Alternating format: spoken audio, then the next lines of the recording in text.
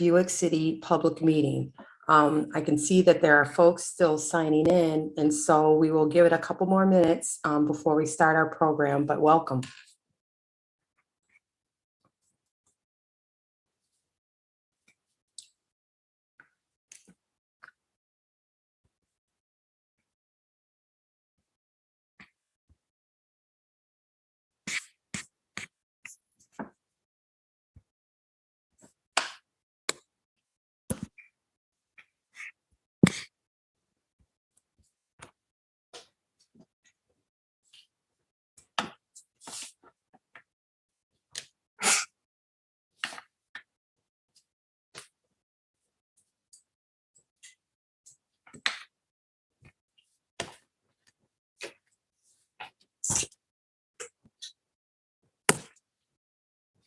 Okay, so again, welcome to the Buick City public meeting.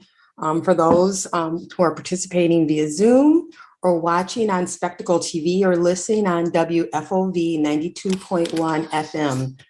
The session is being recorded, and a link to this will be available on our Racer website at Racer Trust, RACERTRUST, all one word, racertrust.org /Buick City 18. Bill, if you could put that in the chat, that link in the chat, that would also be helpful for us. My name is Patricia Spitzley, and I'm the Deputy Redevelopment Manager for the Racer Trust. With us tonight, we have, of course, Grant Trigger, who is the cleanup manager for the state of Michigan. We also have with us Chris Peters from Arcadis. Mr. Peters is the principal geologist and vice president at Arcadis and is the lead technical resource for the Racer City Buick City project. He has over 35 years of environmental consulting and management experience. I think he started when he was like 10 years old or something like that. So next up, we have Abby Hendershot. Abby is the executive director of the Michigan PFAS Action Response Team, or MPART. MPART is a multi-agency task force within the state of Michigan charged with investigating PFAS contamination, overseeing cleanup, and other response activities aimed at protecting Michigan's drinking water. She's a 30-year veteran of the Michigan Department of Environment, Great Lakes, and Energy, also starting very young apparently, and has focused on PFAS response activities since 2017. So a little bit of housekeeping. Those of you who are joining on Zoom to ask questions, we will ask you, as we have before, to use the raised hand feature. At the end of the presentation, we will unmute you and invite you to ask your question. There is also an opportunity to submit a question via chat, and we will be monitoring the chat and pulling up those questions.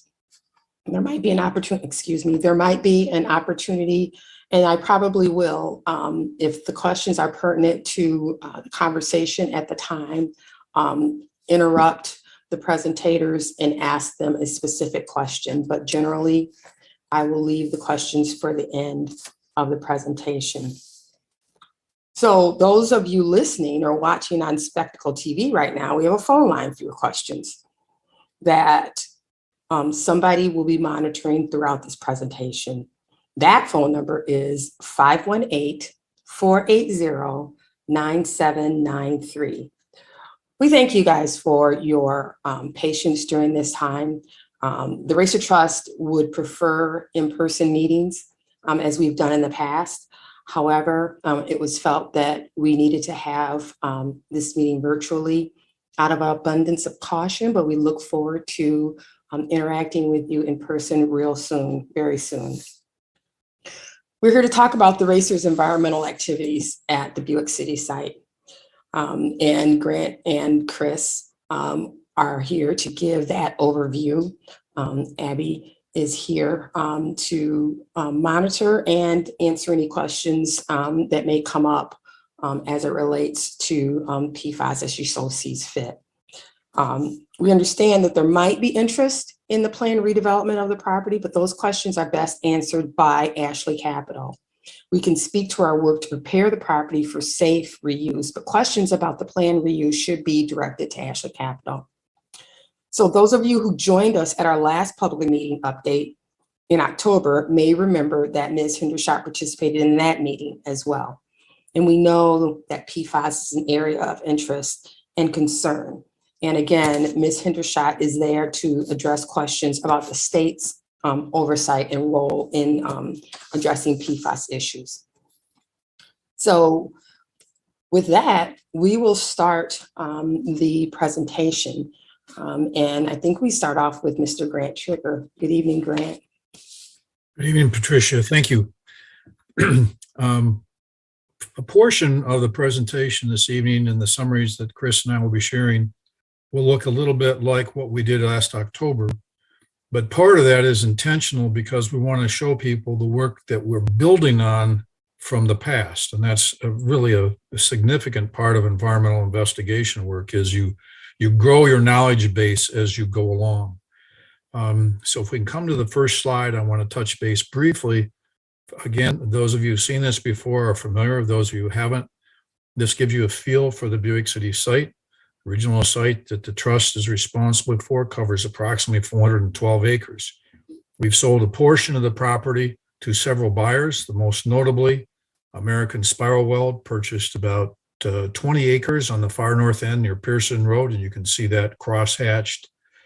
And then Lear Corporation purchased 2 parcels on the most southern end of the site for their new facility not long ago.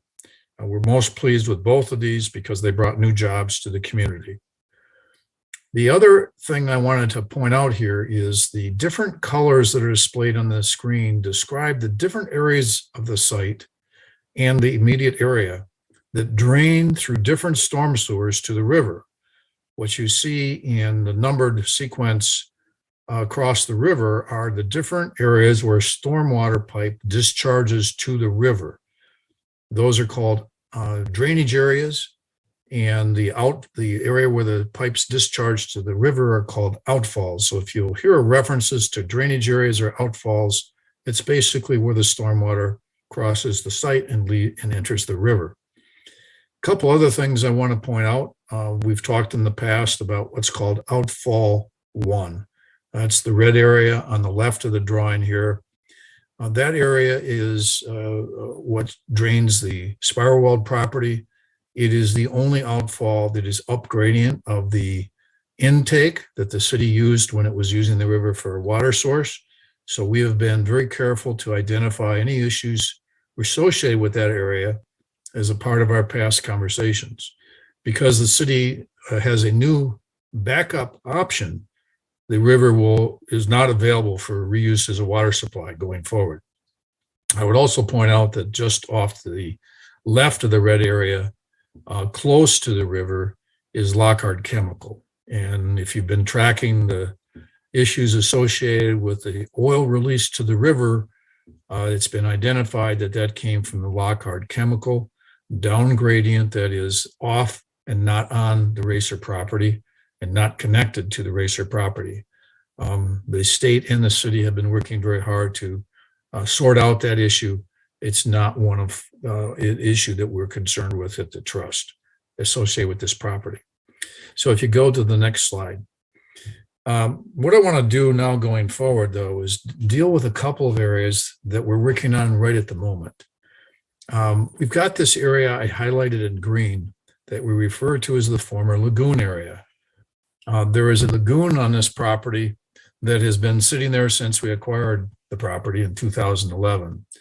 And we have had the opportunity to accept excess soil from road construction projects in the area. When 475 was upgraded north of Carpenter about 2-3 years ago now, we accepted soil from that construction project through MDOT that can be used both for preparing this site for redevelopment, but also for helping us with our remediation activities.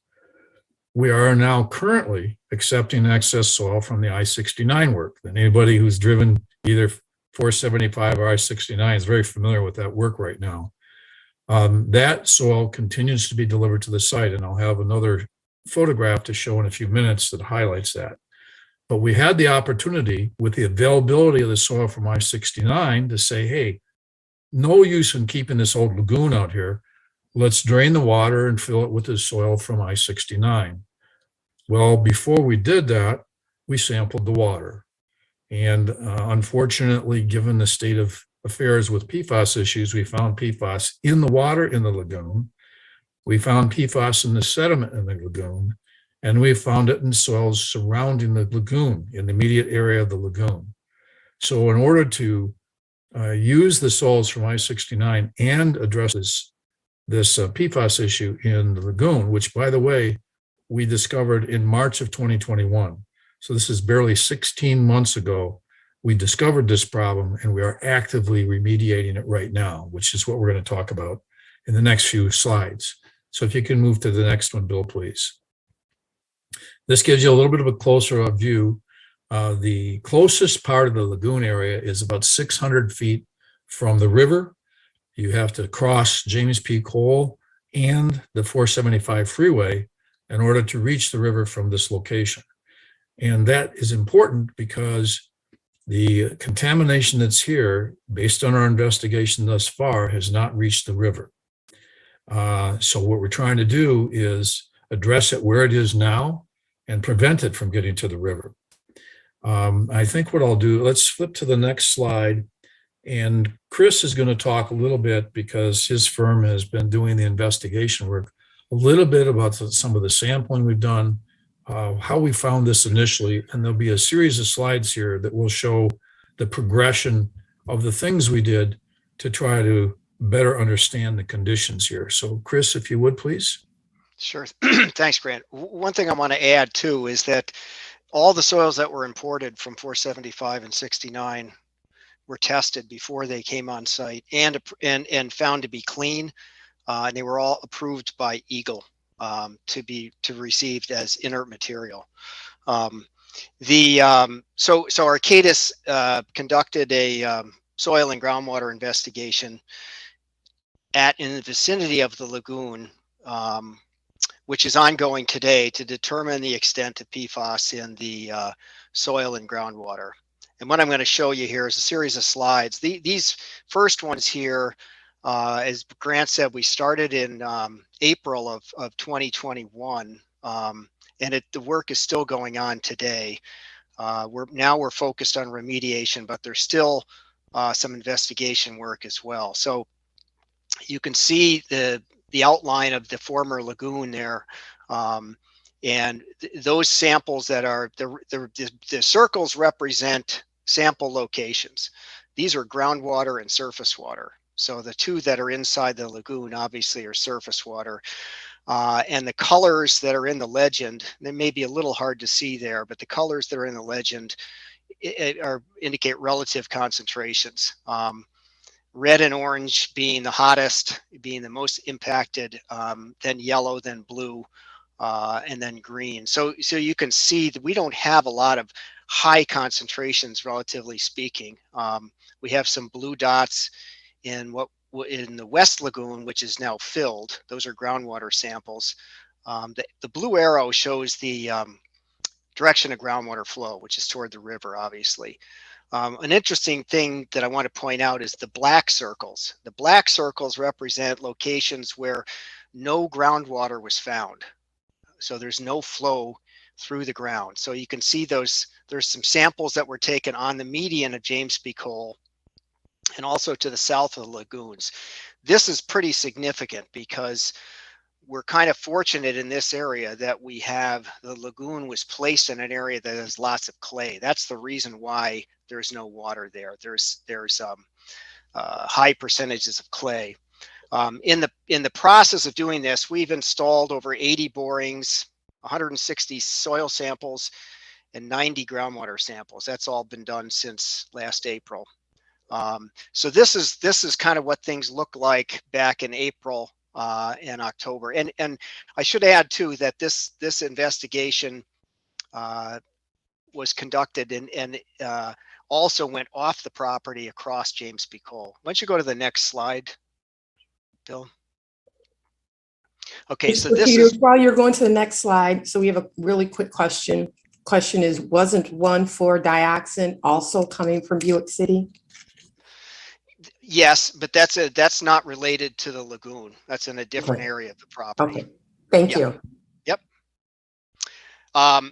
So this is the work that was performed in November 2021 to May 2022. So pretty recent data. You can see again to the south, a lot of black dots where there's clay and no water.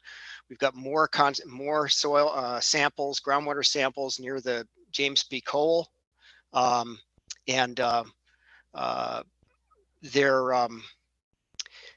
guess the thing that I want to mention here also is that no impacted groundwater has reached the Flint River, nor based on what we know now, will it reach the Flint River. The only area that we found groundwater that actually moved off site is, if you see those 3 yellow, or I guess green dots along the median of James P. Cole, that's the area that we're focused on right now. We have some samples across the street as well. But basically the problem is mainly contained to the site and in the immediate vicinity of the lagoon. Why don't you go to the next slide, Bill?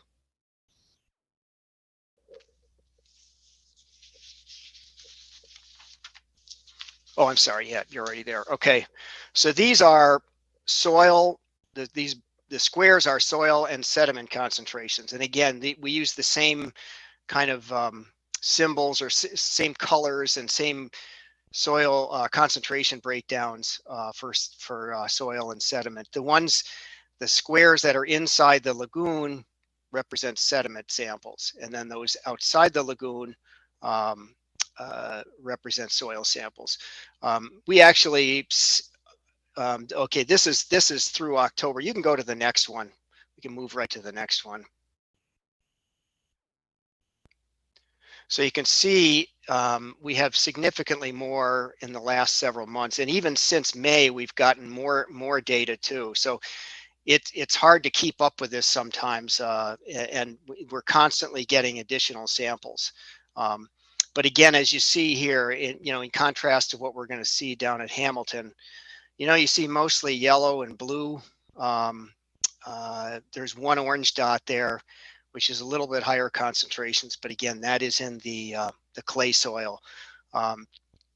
So this basically shows the map of the distribution of concentrations in the soil. So you can see we've done a fairly extensive investigation, both to the south and to the east and to the west in the West Lagoon. Work continues today. We're identifying soil impacts that will be addressed as part of the cleanup efforts that Grant's going to discuss right now, I guess.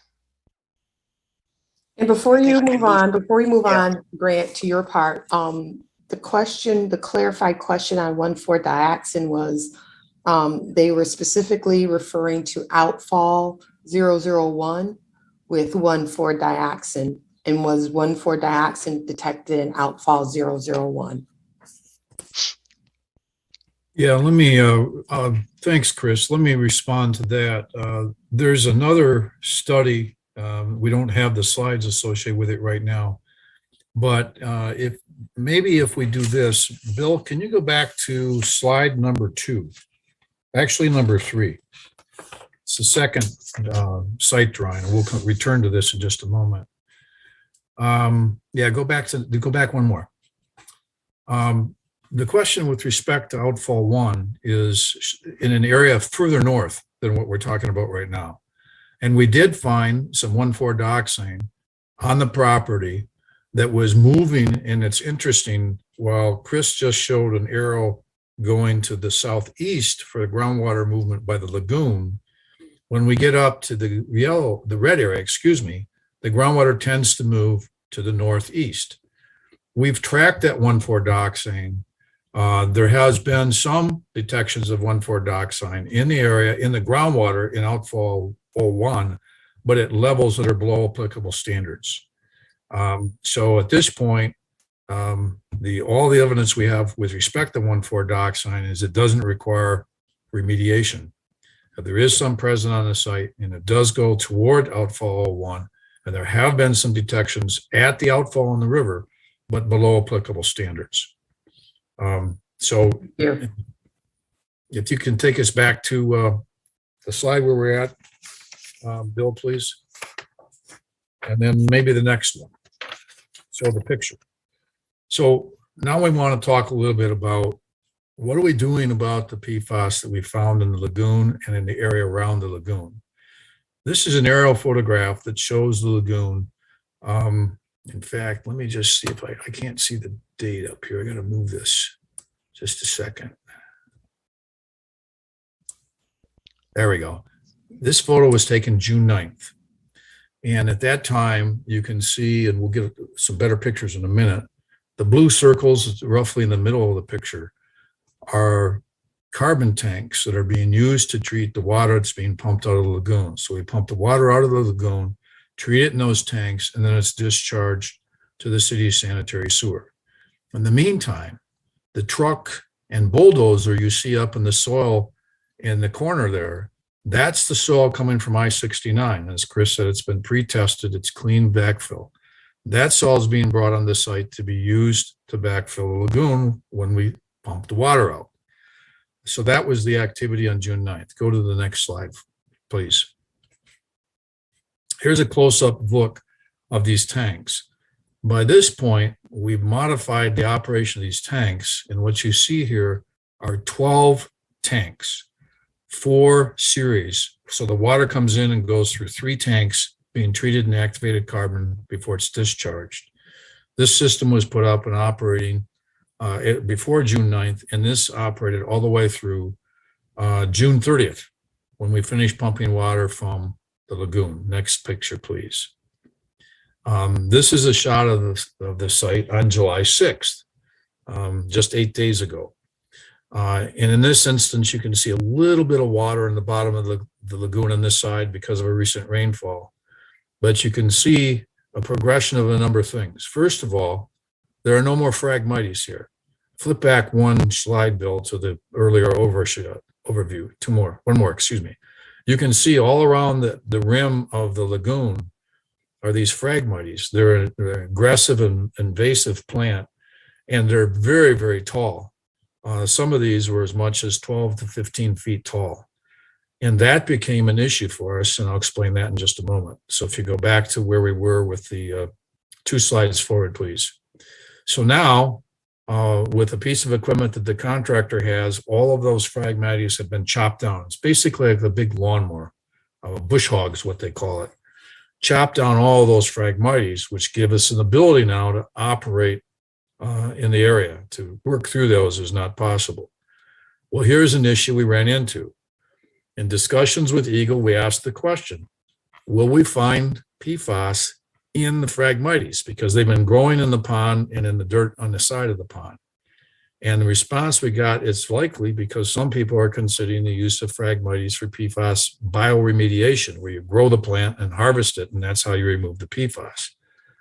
So what we had to do once we chopped these all down is that we went out and sampled the roots. We sampled the tubers, which is a portion of the very bottom of the plant. We sampled the stems, and we sampled the leaves and corrected separate samples of leaves, stems, tubers, and roots. Those have been all sent to the laboratory for analysis. And we did that because we're testing different means of treating these soils and the phragmites for PFAS. You'll notice on the ground on the right-hand side is a small black mound. That is granular activated carbon. And most people will understand that carbon is used to filter water for contaminants, and most of the filters that have been used to filter water at homes include activated carbon because it's very good at capturing PFAS. So we have some granular activated carbon here that we then distributed and spread it out among the soil and the phragmites that have been chopped up on the side of the lagoon. What you'll see a little bit past that mound are what appears to be some little mounds of black dirt, but that's powdered activated carbon. It's another kind of activated carbon that captures PFAS.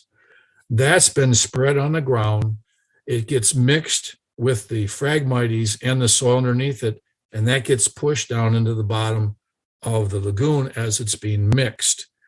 That material we tested before it's treated, and we're collecting samples of it after it's treated so we can evaluate the effectiveness of this method. Go to the next slide, please.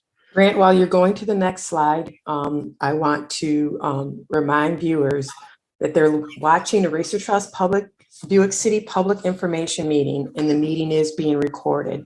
And a link will be available at Racer Trust, RACERTRUST, all one word, .org/Buick City 18. If you're on Zoom and you have questions, there are several ways where you can ask them. There is a Q&A. There's also a chat, and you can raise your hand at the end of the presentation, and we will address your questions then. If you're not online but have a question, please call 518-480-9793, and that line will be manned throughout our presentation. We are on Zoom, Spectacle TV, and we're also on WFOV 92.1 FM radio. And with that, Grant, we have a question that says, have you tested PFAS migration into West Boulevard Park, the green strip to the east of I-475, since some PFAS has migrated into the vegetated median? I don't really think I know the location that's being described. Which side of I-475 are we talking about? She says the green strip to the east of I-475. We have not tested on the east side of 475. Thank you. We've only tested between 475 and the site. So thank you. What this illustration shows is two pieces of equipment that are mixing the phragmites in the soil with the granular activated carbon, as well as the powdered activated carbon. The powdered activated carbon is a much finer material, and that's where you see in the background a different excavator mixing that. So we're doing this simultaneously. You'll notice in the upper right-hand corner, there's also a bulldozer, which is pushing some of that stockpile soil toward the lagoon. As we fill the lagoon with the treated phragmites and soil, we're following behind that with the other soils to fill the lagoon, because we don't want it to fill up with water again and repeat the presence of contaminated water. Next slide, please. This is a close-up view of what was being mixed by the background excavator. And you can see that the black tone of this is evidence of that powdered activated carbon being mixed with the soil. The next step in this process is this gets pushed into the lagoon, as I mentioned before. So next slide, please. And again, from here, that pile you looked at is on the far right-hand side. That all gets pushed into the lagoon. Next slide, please. We're going to move down now to Hamilton. Grant, excuse me, just for a second. I just wanted to add too that in the lagoon area, and I mentioned it before, but I think it can't be emphasized enough. We're fortunate here that we have the lagoon sits in a thick clay, heavy clay deposit. So not only are we treating the soils, the sediment, and the phragmites for PFAS, but it sits in a clay basin basically, so it provides another barrier to migration. I just wanted to mention that. No, thank you, Chris.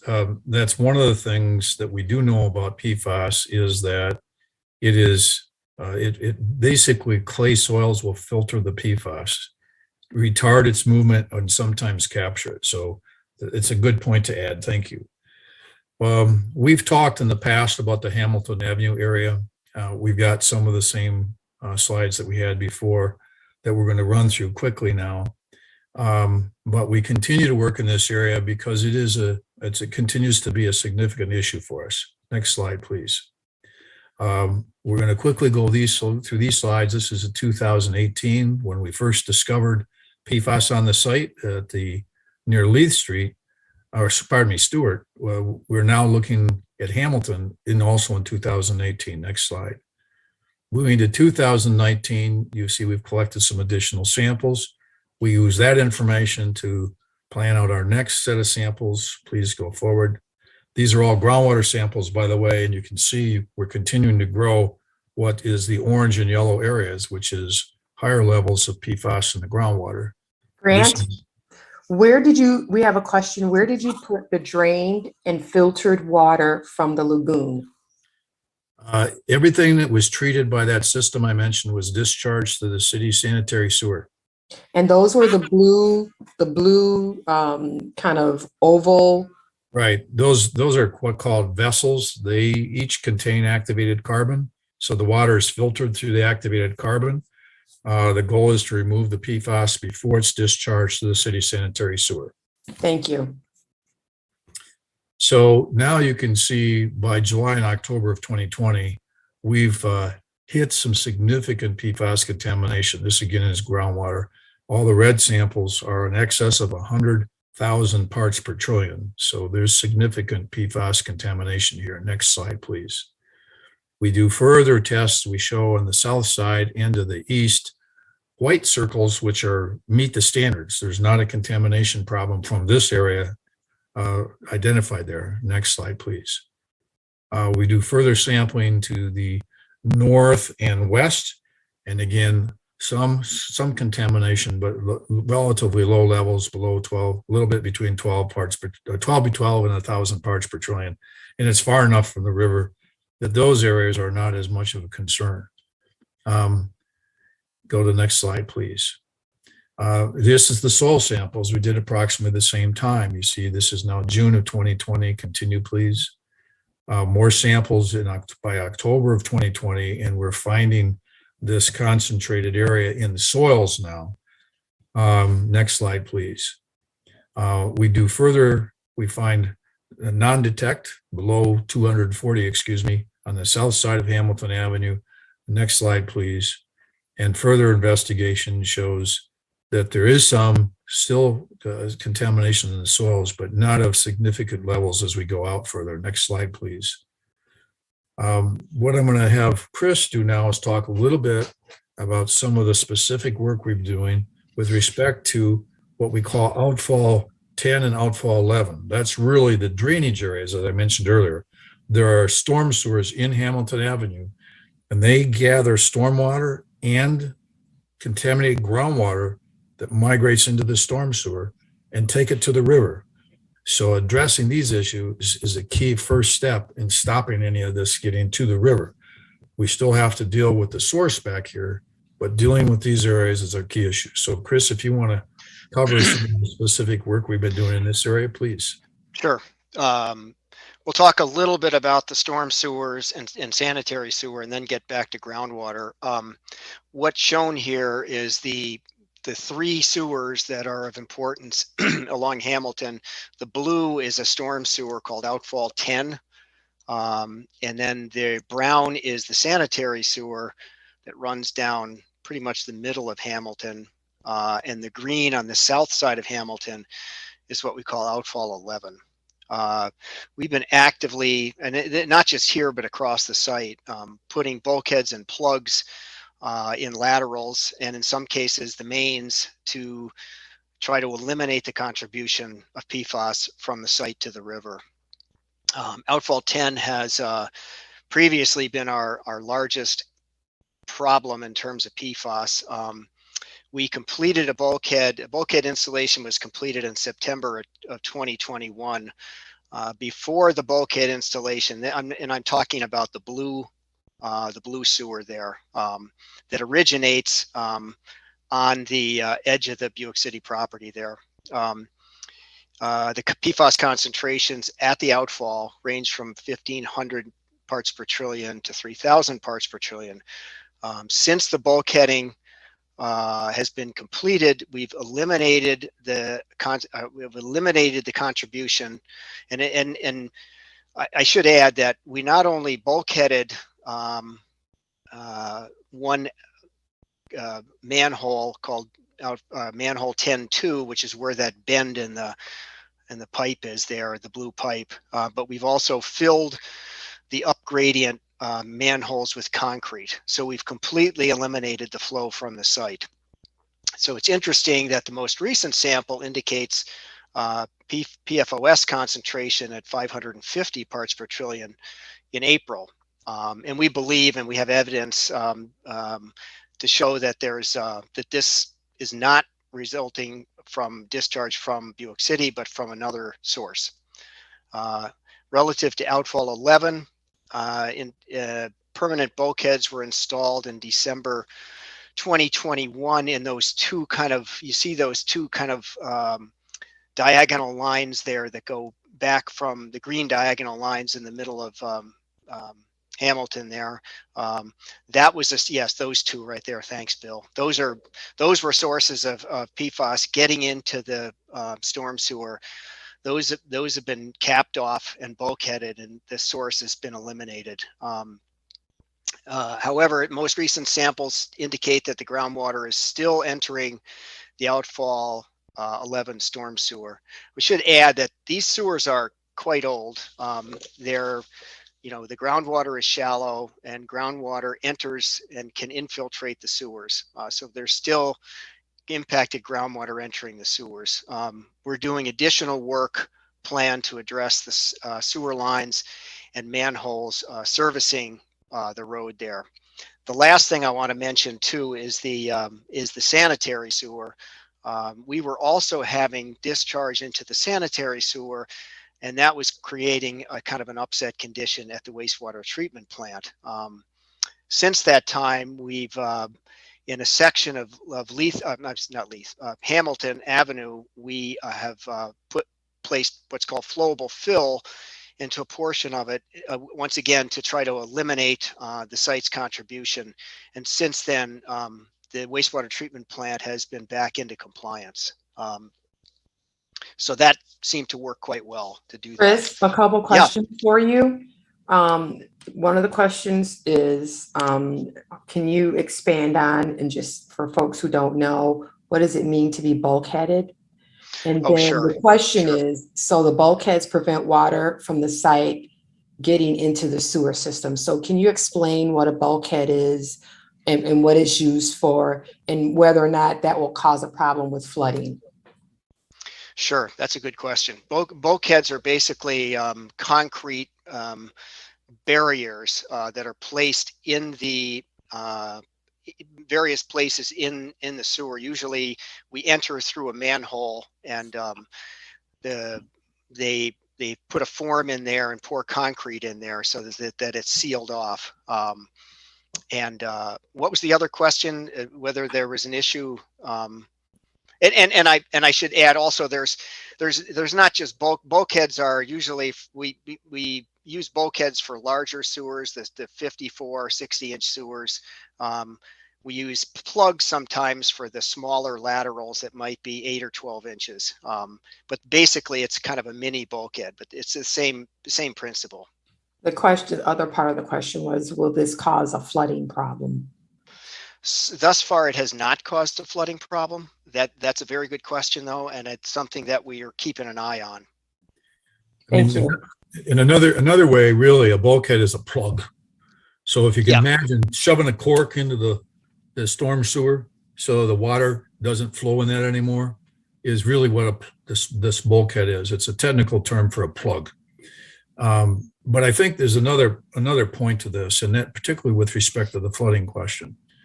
We're still looking closely at the possibility that some of the PFAS getting into the outfall 11 sewer is coming from connections that drain street catch basins. We would not plug that connection without finding an alternate way to deal with the stormwater. And because it's a city street, we couldn't do that and wouldn't do that without a plan that the city found acceptable.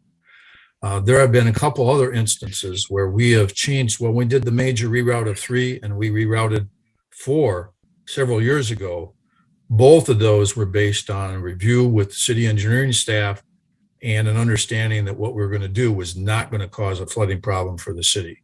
So we're keenly aware of that, knowing that if we're doing something in the storm sewer that causes a flooding problem, that's not acceptable.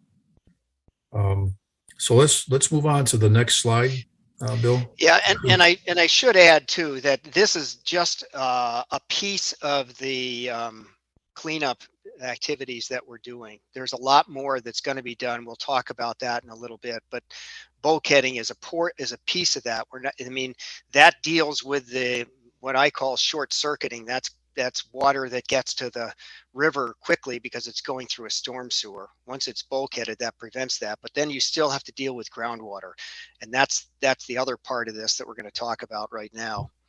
This drawing here is you know, is basically as a what we call a three-dimensional model. And just to kind of put this into perspective, I got some numbers today.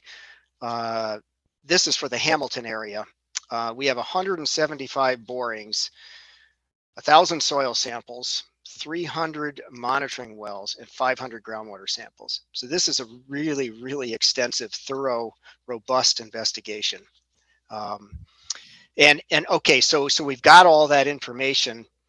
What do we do with it? So this is a good way to distill that information into something that all of us can maybe understand a little bit better. So what we've got here, and this is a two-dimensional perspective on a three-dimensional model, which shows basically provides to you the distribution of concentrations in the groundwater. Again, magenta and red being the hottest, 250,000 parts per trillion. And actually the one on the left is groundwater, the one on the right is soil. And they correlate quite closely, as you might expect. Groundwater flows pretty much, as you can see, toward the river, kind of south or east-southeast, sort of toward the bridge there on Hamilton. So this is kind of the, so you see the sort of the central portion of what we call the plume, the purple and the magenta and the red area. And then as you get away from that, you get the concentrations go down, which you would normally expect, because kind of a natural attenuation process. Chris, Again, one of the sure. questions we're getting is the soil sample still 100,000 ppm on Hamilton? Do you mean parts per trillion? Not parts per million. It says ppm, so I'm going to go with that. We don't have anything that high. So you think it's, so what you're talking, and just for clarification, we're talking parts per trillion. And so there might be just a confusion of parts per trillion or parts per million. Sure. Let's give a million parts per trillion is 1 part per million, just to put it into perspective. Yeah, you have to multiply it by a million. Chris's voice faded there a little bit, Patricia. Could everybody hear him? Sorry about that. Yes. So yeah. So the question is, we're talking parts per trillion. Right. And so let me rephrase the question. Is the soil sample still 100,000 parts per trillion on Hamilton Road? Adjacent to Hamilton, yes, that's true. Yes. Okay, thank you. Yeah, I'm having trouble hearing Chris right now. So can you hear me now? Yes. Yeah. Okay. We can hear you, Chris. Please, all right. Please proceed. Yeah.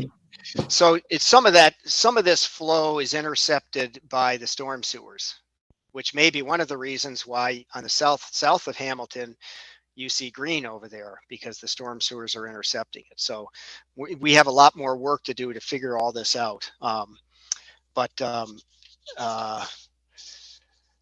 We'll talk, why don't you go to the next slide, Bill?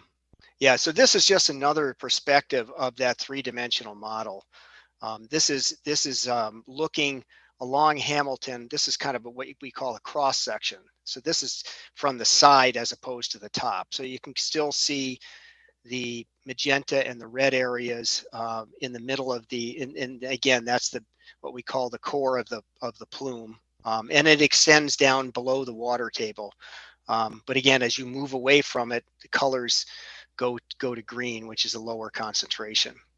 You can go to the next slide. Oh, again, this is just another perspective on from Hamilton. You can go to the next one.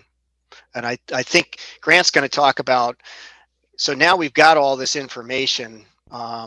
What do we do with it all? What's the next step here? So that's what he's going to talk about now. Yeah, thank you, Chris. There's a number of different things we're working on that our goal is to help us define what in fact we're going to do here.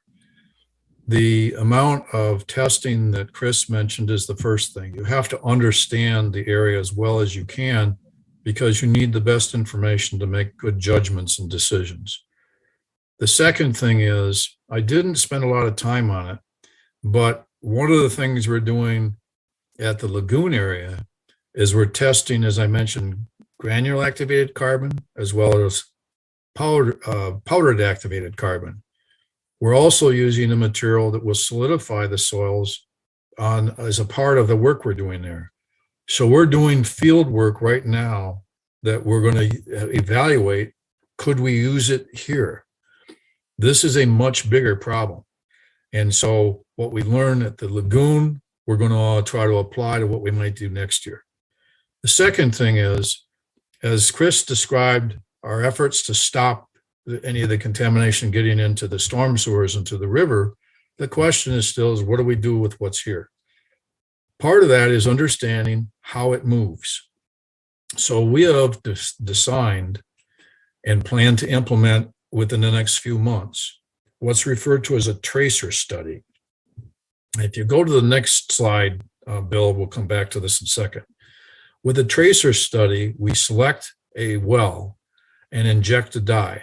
Now, there's 3 different kinds of dyes that we're going to use, all of which have been approved by the state of Michigan for this type of evaluation. These are harmless dyes that that create some color in the water, and you can track the movement of the water by the direction of the dye.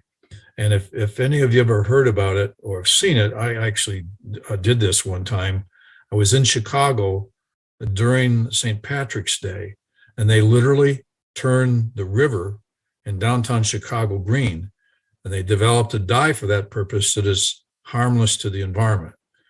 So we inject these dyes, and then we locate monitoring wells down gradient in the direction of groundwater flow, and we measure the movement of the dye and the concentrations of PFAS. So go back to the prior slide, Bill. So now you can see what we were in particular the study area 2. That's some of the highest concentration. We need to know what's happening with that material. So as we complete the work in terms of plugging storm drains and so forth for storm water lines 10 and 11, we hope to stabilize the conditions and then do the tracer study. As that tracks the direction of movement, that helps us evaluate what we do next. And I want to make a comment here that because there's a great deal of uncertainty about PFAS generally, particularly on how to treat it with effective remedies, we're spending a lot of time looking not only at understanding the site conditions, but different technologies. So if you go to the next slide, Bill, past this one. We've looked, and we mentioned this before, there's different methods to address soil. Stabilization in place, the chemical fixation with powdered activated carbon and encapsulation with concrete-like material. We're doing that at the lagoon right now so we can understand how it might work in other parts of the site. Can we contain it with a slurry wall? Well, where would we put a slurry wall?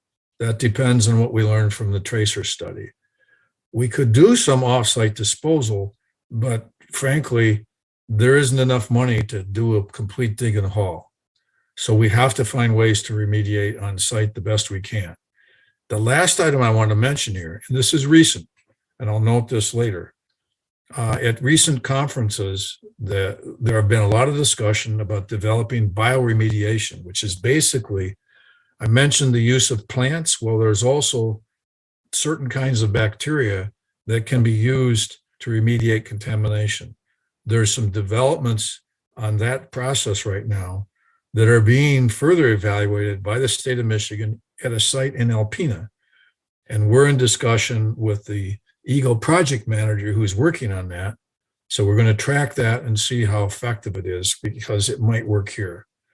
When we get to water, we have the same type of issues, carbons, resins, etc.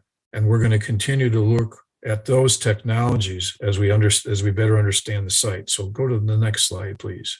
And while you're going to the next slide, I want to remind our viewers that they're watching the Racer Trust Buick City Public Information Meeting.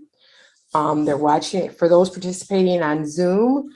And you have a question, you may either use the Q&A function, the chat function, or at the end of the presentation, raised hand feature. We also have folks watching on Spectacle TV or listening on WFOV 92.1. If you have a question and you're not online, please call 518-480-9793. And that line is manned throughout this presentation, and we'll take your question for answer during this presentation. In addition, this meeting is being recorded, and a link will be available at racertrust.org, RACERTRUST, all one word, / Buick City 18. Thank you, Patricia. And that also reminds me that I noticed in the chat, the question about the park came from Mona. I would, if Mona's still on. Grant, we're going to address that. It's a very complex question. And so I think what I'd like to do, just for transparency's sake, is to read her entire statement in entirety, and then have, and maybe Abby would be a person to respond, or you would, but let me read the entire question. Wait, before you do that, Patricia, I want to ask Mona to send me a map that identifies for us the area that she's identified we'd like to take a look at. That will help address her question. Wonderful. Then go ahead, please. So her question or statement is, I would like to request that Racer Trust test for PFAS on the east side of I-475 in West Boulevard Park, because there are already findings that PFAS has migrated east from the Buick City site, and it is unclear how far east it has traveled. West Boulevard Park has been identified by the City of Flint and the St. John Street Historical Committee as a future site for the St. John Street Neighborhood Memorial Park. St. John Street neighborhood was destroyed and residents displaced when I-475 was built, and the former residential land was rezoned for commercial or industrial activity. It is essential that Racer Trust investigate whether the migrated PFAS pollution is impacting the park. And it says, thank you, and I appreciate all of the testing you've been doing.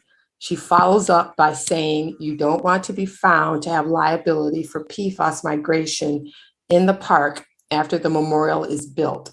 So it is worth the investment to sample proactively.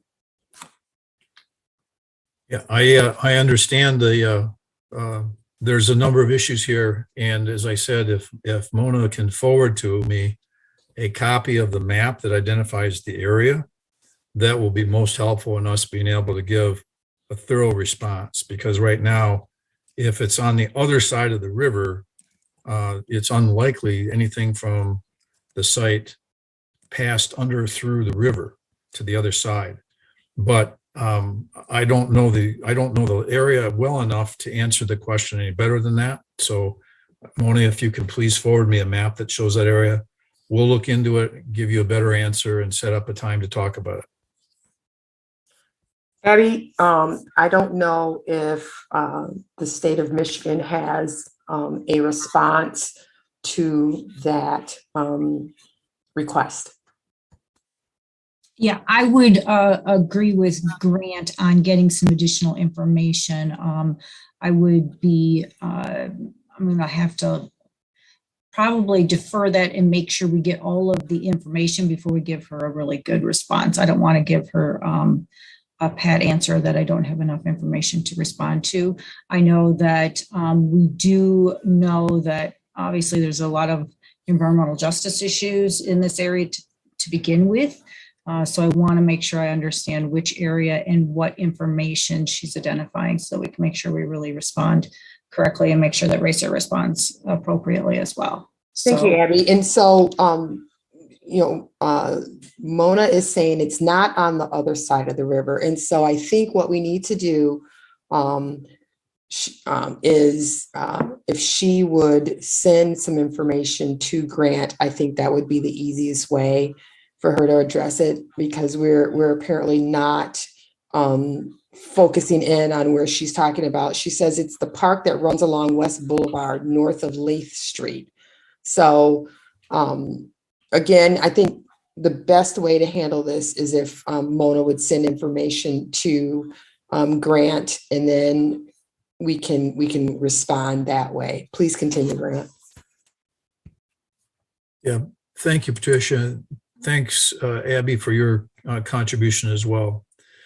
So sort of coming back to the basic idea of searching for solutions, I've mentioned a couple of these things, but it's worth noting, for example, that the focus really on PFAS at the regulatory level and the scientific research has really been on drinking water, because that's the primary exposure issue, and that's the one that gets the most attention.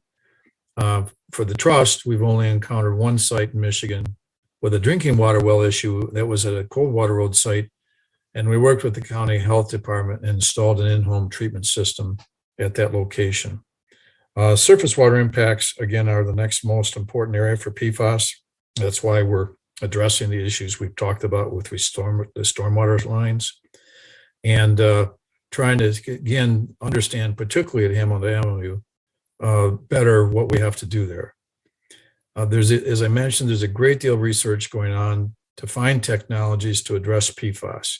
It's in my 47 years in this business, I have never seen anything quite as intense as this, nor as broadly applied across the country with people trying to find solutions. And as I mentioned before, three weeks ago, we identified the potential for microorganisms through bioremediation that might work on PFAS. And we're going to follow that field work in Alpena this fall. Next slide, please. So we are coming up on 1 hour for our presentation. It's now 7:30, and so I know I just did, but I'll remind viewers that they're watching the Racer Trust Buick City Public Information Meeting. But to just give a heads up to our panelists that we are at the hour mark with a half hour to go. Thank you. Thank you, Patricia. And we are coming near the end of the formal comments. So we also know that there has been national research done on PFAS, and that it's been found almost everywhere, including the Upper Peninsula. There's also national studies that have shown that PFAS can be dispersed in the air at plants where PFAS was manufactured.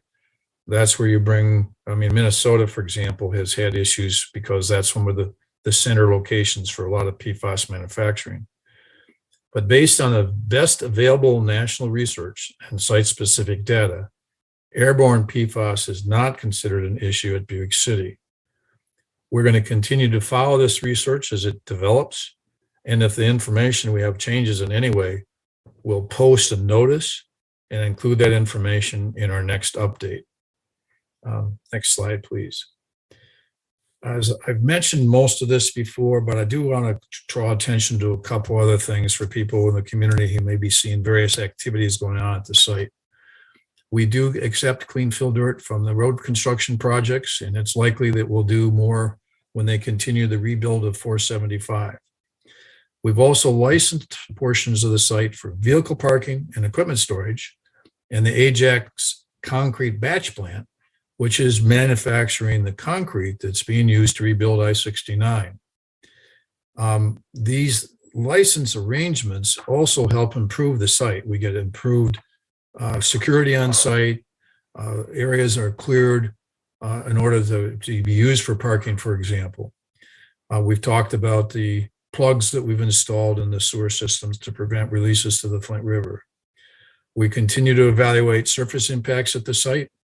And in some cases, there's other contaminations such as lead and manganese that's covered by either concrete slabs or other materials on site and will be factored into any future construction activities. We're working closely with Eagle in developing plans that will be used during construction activities on the site to ensure that there's no dust generated and any contamination that's found during construction or is known to be present during construction will be properly managed.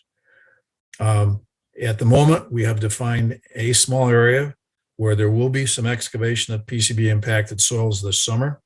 That will be controlled, no dust, for example, generated during that work. And that's work that the trust will do this summer. Next paragraph. Grant, just one quick question. I think, is the Ajax plant a hot mix asphalt plant? Do we know? No, it's not. As I mentioned, it's a concrete batch plant. It's making the concrete that's being used to rebuild I-69. So it's not asphalt. Thank you.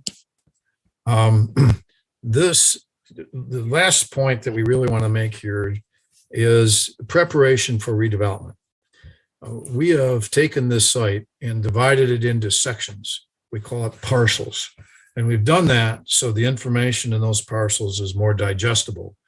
We're preparing summaries of information associated with those areas, working through those with the state of Michigan to develop plans for construction activities in preparation for the development of the site.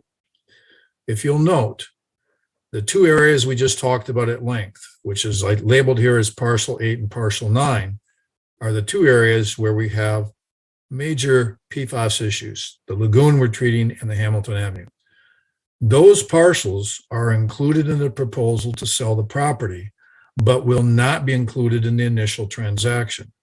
We will retain ownership of both parcel 8 and parcel 9 and continue to do work on them and advance the environmental conditions to a point where it would be appropriate to develop those parcels. And at that time, the buyer would then take control of those parcels. I think we've mentioned the buyer is Ashley Capital, a company that we have worked with. I've personally known many of their people for about 30 years, but we, the trust, have worked with them on a site in Livonia and did basically the same structured approach. In that instance, we sold them 100 acres, we held back 18. And when that reached a point where we could put a remedy in place, we worked together with Ashley Capital. They built a building on that parcel at the same time we completed our major portions of our environmental work. And they're in the process of leasing a new 365,000 square foot building on that parcel. The same concept is being proposed here. And I wanted to sort of illustrate the amount of work that we're doing to prepare the site for redevelopment. We continue to be responsible for the environmental conditions after the sale, just as we are with American Spiral World on the north end and Lear on the south end. And that'll be the same thing going forward. As the site advances for development, we'll work with the developer on the environmental issues. If you'll flip to the next slide, please. So a few concluding comments on redevelopment, and Patricia can close this out with references to any other questions that may come up with the developer's plans. We've worked hard to position the site to capture a significant economic development opportunity, which will bring investment, taxes, and jobs to the city of Flint, much like the Spiral Weld and Lear projects. And the work that I just showed you is a part of that effort. We have signed an agreement to sell the remaining 352 acres to Ashley Capital. And as I mentioned, a structure and an approach that we most recently used in Livonia with Ashley Capital. We're working hard to provide information to Ashley Capital, help their analysis of this opportunity, so they know when they move forward to develop the site, the trust has appropriately managed the environmental issues. If they're satisfied with this analysis, we're hopeful that there will be a closing within the coming months, and that if they purchase the remaining property, we continue to perform our work to address the older contamination issues while they develop the site. Those are really, it's a very important part of the trust's mission. I think that concludes our slides. So Patricia, I think I can pass the ball back to you. And if there are other questions that we can address now, I do want to, again, sort of reinforce Patricia's point. We much prefer in person. If that were the case, Mona would point to me on a map and we'd be able to have a further discussion about what we know about that area. And I know there are others who, particularly me, I much prefer in person, and we're going to work hard to try to make that happen next time. So with that, Patricia, appreciate everybody's attention. Thank you, Grant. And I also prefer in person. And so we look forward to seeing you all soon, hopefully at our next update. There's just one question. Has Ashley Capital identified a lessee for the remainder of the site? That's a question for Ashley Capital. That is not a question that the trust can answer. Grant has gone through the redevelopment points quite well, so I don't feel the need to reiterate them. What I will say is that Ashley Capital is a proven, competent developer that is accustomed to working with brownfields. They did a great job with the redevelopment of the former Racer Trust site property in Livonia, and the record speaks for themselves. I suspect that there will be opportunities to ask questions of Ashley Capital in the future, but that is not a question that we can answer. So as we close out our meeting, if there are, we have a couple minutes. If there are some questions for the folks that are participating via Zoom, please raise your hand, and we will unmute you so that you can ask those questions. Bill, it looks like we have 2 hands raised. The first one is for Raven Blue. Good evening. Good evening. My question is, what is the important part of your presentation that you want residents in Flint to take away from or to know about the work that you're doing to remediate the PFAS? Well, I think the important part, and I will let Grant also comment, I think the important part is that we're working with the agency and that we're constantly out there being very transparent in the work that we do. Our goal is safe, effective cleanup, and Grant consistently lays out the process by which we're doing that. And so that would be one of the things I would hope that the residents would take away from. Grant, please expand. Yeah, thank you, Patricia. That's a good question, because the trust is unique in that we were given a dual mission to both do cleanup and foster and support redevelopment. So the portion of this project and the portion of my job that is most useful is working together with the developer to accomplish the remediation and the development. If we had to wait before all the environmental remediation work was done, before you could develop the site, we wouldn't have American Spywell or Lear on this property. So in order to make the trust dual mission successful, we've got to do both at the same time. And we've done it with Ashley Capital. We did it in Livonia, and we want to do it again in Flint. I think to expand on that, the question would be, that even if we didn't have a developer, we would be conducting this cleanup. Our mission is to clean up our sites to industrial standards and do it with approval of the agency that has jurisdiction over it, safe, effective cleanup, and then to reposition those properties for redevelopment, job creation. So even if we didn't have a developer or interested or a purchaser interested, we would still be conducting these cleanup activities on site. And how long are you expecting to finish the cleanup, and what are you doing to make sure that there is not another PFAS contamination? Grant. It is hard to predict the schedule right now, largely because of the challenges that we have at Hamilton Avenue. But as I laid out the work at the lagoon, we're scheduled to finish that within the next month. There will be potentially a little bit more time to finish backfilling the hole in the ground, if you will. But the environmental remediation work around the lagoon will be done within the next 30 days. Thank Yes, you. Yep. Mr. Woodson, our next person to ask a question is Mr. Arthur Woodson. Good evening, Mr. Woodson. Good evening. When I spoke, I accidentally put parts per million, and yes, he was correct. It was parts per trillion. But here's the problem, right? How much have y'all tested recently? How much is it now? And on your slide, where is the location SB-04-64? And with the highest single sample, it was 11 million parts per trillion, about 8 feet below the surface. Now, I spoke to Victoria Heath from EPA. What are the soil samples over at Lear? Because I don't think I've seen those, the soil samples over at Lear. Because the issue that I have here is that Lear was built, and what Victoria sent me was, my question was, could it be airborne? And the answer was the group had raised concerns about the surrounding Superfund sites. And the concern was essentially if vapor intrusion of PFAS from the soil could be entering and affecting indoor air quality in this area of contamination. And what they said was basically,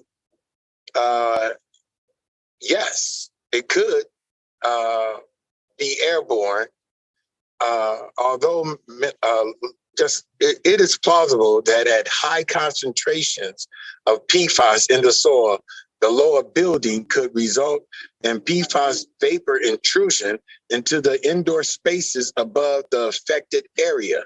So if this is what they say, they said, not Art Woodson.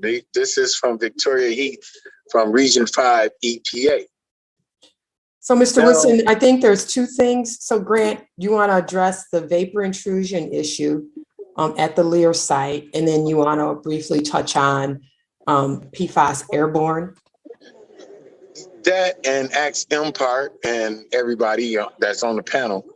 Right. Why hasn't air monitoring systems been set up around that area and, on Hamilton? Because, like I said, I'm reading from off Racer Trust, Racer Trust Buick City environmental updates. And it said this back in October 2020 about the 11 million parts per trillion. And that was 2020. Has anything been done since then as far as samples, the air monitoring, what were the samples on Lear? And I'll go from there after that. Okay, so let's stop right there because that's a lot to unpack. And so there are four issues. The one is air for PFAS, airborne PFAS. The second issue is are there vapor intrusion issues at Lear? The third issue, if I recall, is why haven't there been air monitoring done in and around the site? And the fourth issue is the high PFAS concentrations in the soil that we reported in October, and whether or not we have sampled since then. So that's a lot to unpack. Thank you, Mr. Woodson, and we're going to try to answer those questions. Hold on, and where was that SB? And where is SB? What was it? Hold on for a second. SB. Man, where did it go? Can you put that in the question Okay, and answer so we'll know, and then I can, while they start answering that. So Grant, go ahead. Yeah, Bill, could you take us back to, I think it's slide 17? Well, it's a different page, so it's not 17, but keep going back and I'll tell you when to stop. Okay, stop there. No, stop. Okay, that's groundwater right there. One more. Right there. So, Mr. Woodson, the sample location you asked, I can't specify which one of the red dots, but that location that you mentioned, SBL 464, if I've got it correct, is in the heart of the area where the red samples. Those sample locations are about 25 feet apart, which is very, very close for site investigation purposes. And there is a sample in there in somewhere in the neighborhood of 10 to 11 million parts per trillion. That's the concentrated area we've described that we're working on to try to deal with. We haven't needed to resample it right now because there are 2, 4, 6, 8, 10 samples in that general area that are high. So we know where it is. We know what the problem is there. We're trying to figure out what to do about it, basically. As to vapor intrusion from PFAS, if there's someone from EPA who has indicated that that's an issue, please send me the information. Send me the person who shared that information with you so that I can understand what they're talking about.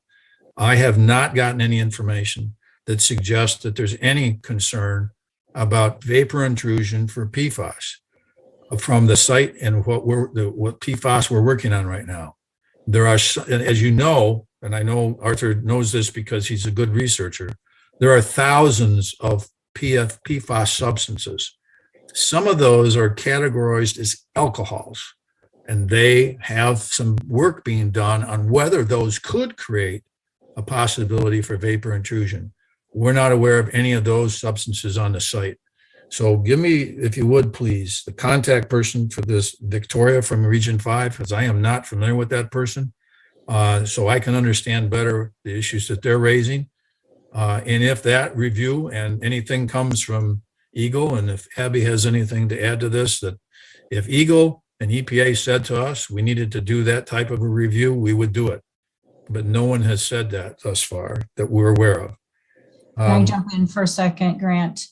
And I think just to clarify, there is a potential for a subset of the PFAS compounds to potentially have some vapor volatilization potential.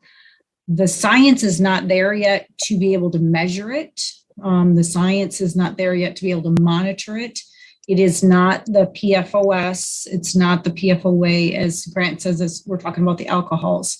So most of our PFAS monitoring is not monitoring for those particular compounds, and we don't find we're not quite to the point of being able to do that kind of monitoring for air and specifically for vapor intrusion yet. I think we're a few years out from being able to do that on a wide scale prospect.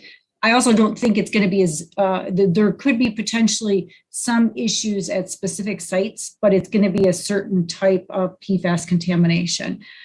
For most of this historic stuff, we're talking about PFOS, which is going to have less potential to volatilize. So when we talk about, when you hear the national studies that talk about air transport of PFAS, it's going to be the shorter chain compounds, usually PFBA or PFNA, but not these longer chain PFOSs that we find in a lot of our historic sites like this. The other time that we find it, as Grant talked about, where we have manufacturers of the chemicals themselves that may have airborne deposition, it might come out of their stack. Sometimes that happens, but again, in usually regarding and around those chemical DuPont, 3M, Chemours, where they've actually been manufacturing it. I know in, I think it was New Jersey, had a particular facility that had some airborne PFAS from dust, where the PFAS molecule actually attached to a dust particle and then was transported. But the PFAS molecule by itself wasn't volatile in the air. It just had attached itself to a dust particle. So there's a couple of different ways that PFAS in air could be transported. So far, we haven't seen a big potential for that in Michigan, but the science is really still very, very early in understanding PFAS transport in air. But there are some national models going on. We are participating with some modeling efforts from Harvard right now, and we're waiting to get some of that data back, but it's still preliminary. So I understand they're really good questions, Mr. Woodson, but I don't think we're quite there yet. So hopefully Have we answered the question? We've answered the vapor intrusion. We've answered the parts per trillion. We've answered the soil, the air soil. Have we answered the monitoring issue around the site? The air monitoring issue around the site? Well, the only thing that we've had to address really is management of dust.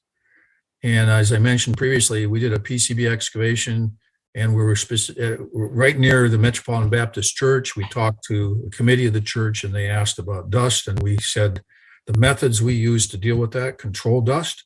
So if you control dust, you've controlled any other contamination that we've identified on the site.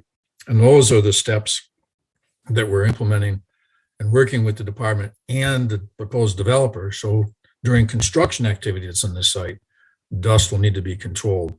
You control dust, you control contamination associated with it. Mm-hmm. So we haven't done any separate air monitoring. None has been required. And you haven't done the separate air monitoring because you're implementing the dust control measures that you've spoken of. Is that correct? That's correct. Thank you. Looks like we have one more question from Mr. Woodson. Bill, can you unmute him so he can ask his question? Mr. Woodson?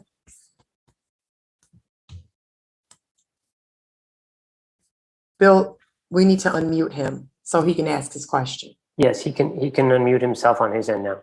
All right, Mr. Woodson, please unmute yourself and ask your question. Okay, I understand what she's saying. The other question was, did y'all do soil samples over on Lear, and what was the samples tested at? And being now Victoria Heath, I tried to copy and paste the email that she sent me that showed it's PFAS, PFAS, that they are monitoring. And the monitors were sent to Flint, one of them, as they, using it. I understand what you're saying, but they put it over at Whaley. Why do we have to wait for, and this is happening in Flint all the time. Why do we have to wait for data to come out somewhere else when we see that it's 11 million parts per trillion in that area across from where it's jumping over to Lear? Why do we have to wait when you have over 500 workers over there, when you can set the monitors up and be proactive? Just like I asked Empart, would they test our water since they was manufacturing and manipulating samples back in 2014? And we found that Outfall 1 did have PFAS coming out of it. Lapeer Molding did have 17,000 parts per trillion coming from it. You had Richfield Landfill, they had Bray Road, they had it.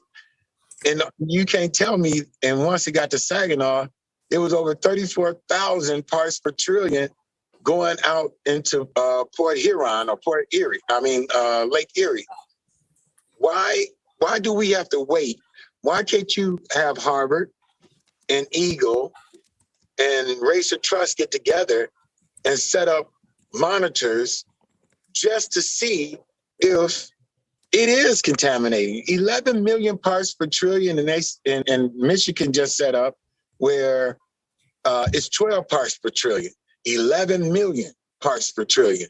Why can't you all say, hey, you know what? We're going to be proactive and we're going to see if the PFAS is airborne here in the city of Flint, where it's 11 million parts per trillion. Thank you. Arthur, this is Grant. Let me say a couple things. The exhibit that we've got up right now shows the monitoring that we've done through May of 2022, up to 2 months ago. And we've got wells on Hamilton Avenue and on the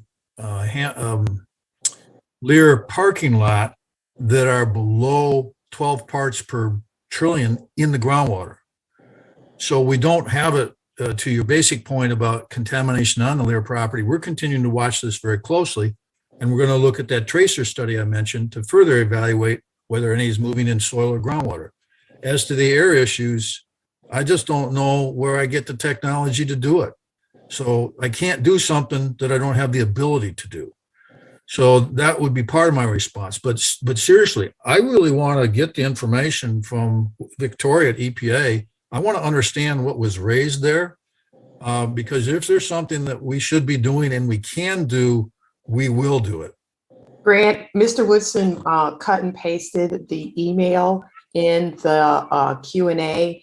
We have retrieved that information, and we will be sharing it with you so that you have that information in a portion of the email that he received from EPA. So we have that's in the Q&A. It is 7:56 p.m. We'd like to thank everyone for their participation tonight. As always, the trust strives to have these regular updates, and will continue to have these regular updates to keep the residents apprised of our remediation responsibilities at the site. And so we appreciate those folks who are watching on Spectacle TV or listening on WFOV 92.1 FM. And we also appreciate the folks who have joined us via Zoom. The questions in the Q&A, as always, were great and informative. Abby, we appreciate you taking the time out this evening to participate with us as well. And thank you, Chris, for also participating. Again, this meeting has been recorded, and a link will be available at Racer Trust, RACERTRUST, all one word, .org/Buick City 18. And with that, we will be signing off, and I appreciate everyone's time. Please be safe and be well. Good night.